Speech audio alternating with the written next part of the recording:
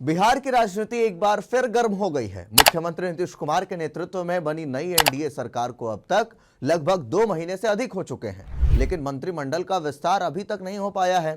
वर्तमान में कुल 26 मंत्रियों ने शपथ ली है, जबकि राज्य में मुख्यमंत्री सहित कुल 36 मंत्री बनाए जा सकते हैं। ऐसे में 9 मंत्री पद अब भी खाली है और इन्हीं पदों को लेकर राजनीतिक दलों के बीच समीकरण तेज हो गए हैं।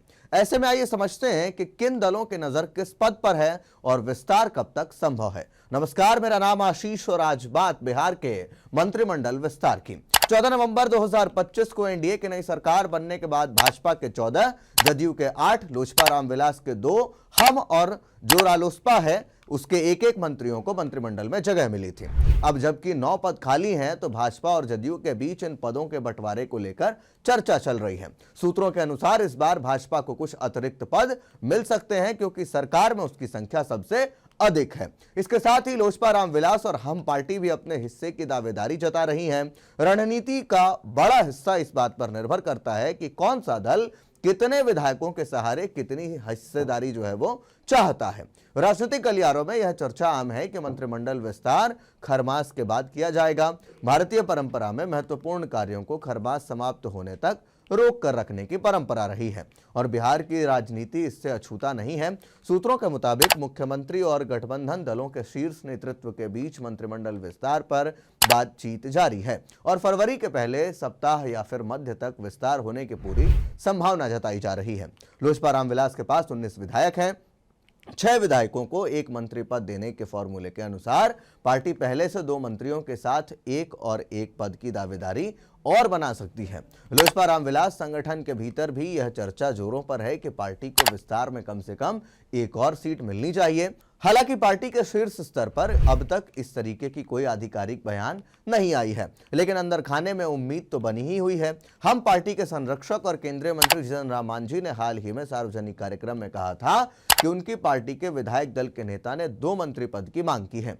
मांझी ने यह भी कहा कि अगर 2 मंत्री पद भी नहीं मिलते हैं तो 2 विभाग उनकी पार्टी को दे दिए जाएं। हालांकि 6 विधायकों पर एक मंत्री पद के फॉर्मूले के हिसाब से हम पार्टी का दावा कमजोर पड़ सकता है, क्योंकि उनके पास अभी इतनी संख्या नहीं है कि उन्हें 2 मंत्री पद मिल सके। भाजपा के 89 और जदयू के 85 विधायक जीतकर आए हैं। यह संख्या दोनों दलों को मंत्रिमंडल में अधिक हिस्सेदारी का सीधा आधार देती है। चर्चाओं के अनुसार बचे हुए 9 पदों में से अधिकांश भाजपा और जदयू के बीच बांटे जाने की संभावना है।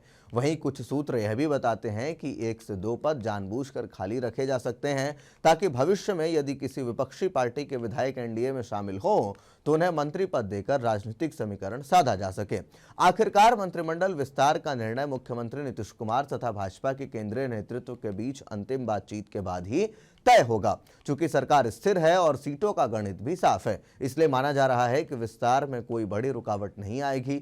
समय का इंतजार है। बिहार की राजनीति की यह अगली बड़ी हलचल होगी, जिसका असर सरकार की कार्यशैली से लेकर भविष्य के राजनीतिक समीकरणों तक दिख सकता है।